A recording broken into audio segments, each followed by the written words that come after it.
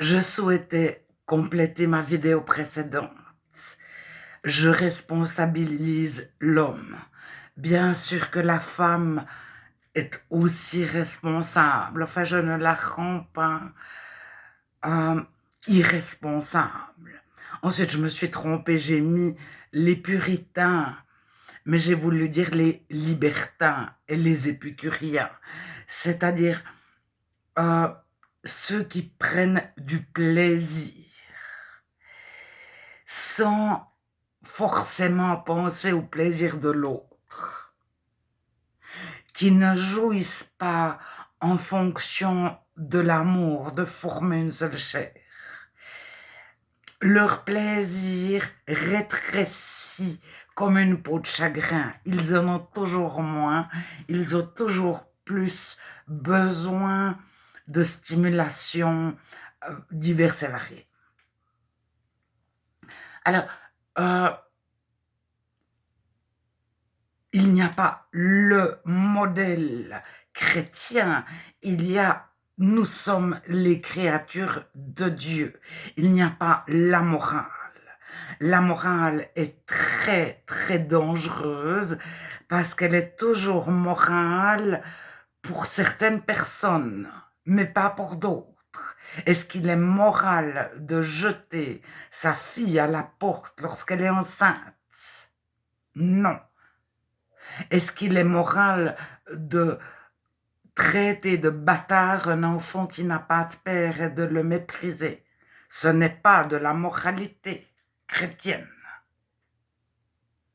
Alors, Ésaïe 1, 17-18, faites droit à l'opprimé, au méprisé, au tout genre, et défendez la veuve et l'orphelin. L'orphelin peut ne pas avoir ses parents morts, il n'a pas de guide. C'est celui dont le père ne prend pas soin, ou la mère, ou les deux. Et la veuve, c'est Chéra, prends soin de la veuve. Chéra, ça vient de gouffre, a pour racine gouffre en grec. Et en hébreu, c'est une délaissée, une répudiée.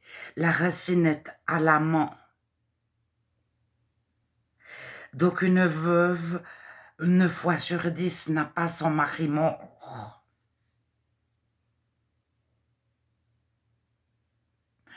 Alors, ça peut être une prostituée qui a dû se prostituer pour manger, ou se prostituer pour d'autres raisons. La morale méprise toujours quelqu'un. L'amour de Dieu ne méprise pas ceux qui n'entrent pas dans former une seule chair, un homme, une femme. Tu n'es pas dans le modèle de Dieu. L'homosexuel sait qu'il n'est pas dans le modèle de Dieu. Et il en souffre.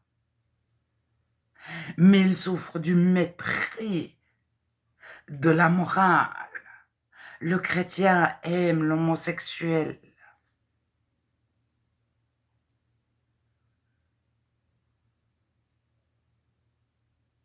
Alors, il faut faire très attention à la morale qui n'est pas de l'amour et qui n'est pas de la morale. C'est toujours une morale qui met en avant des personnes et qui en méprise d'autres. L'amour de Dieu ne méprise personne.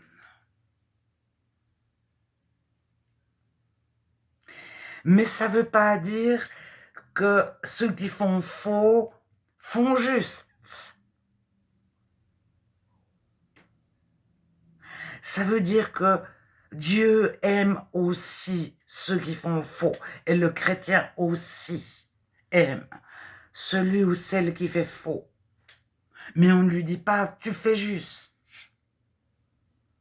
On lui dit: «On t'aime».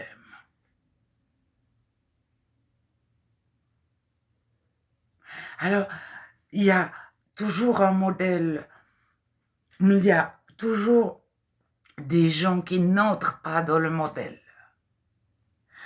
Et vous lisez Ésaïe 1, Ésaïe 57, les évangiles. Jésus dit, et donc avant lui, Ésaïe, etc., prenez soin des méprisés. Mais les méprisés en tout genre, et les méprisés qui le sont à cause d'une certaine morale.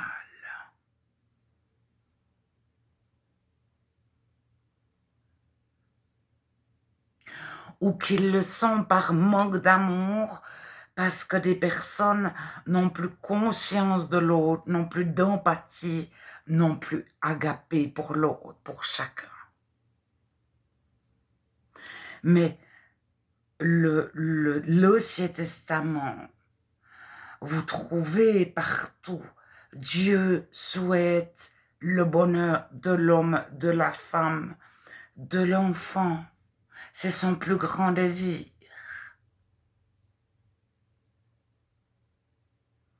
Dans le Nouveau Testament, vous trouvez heureux, heureux, heureux l'homme qui Dieu souhaite notre bonheur,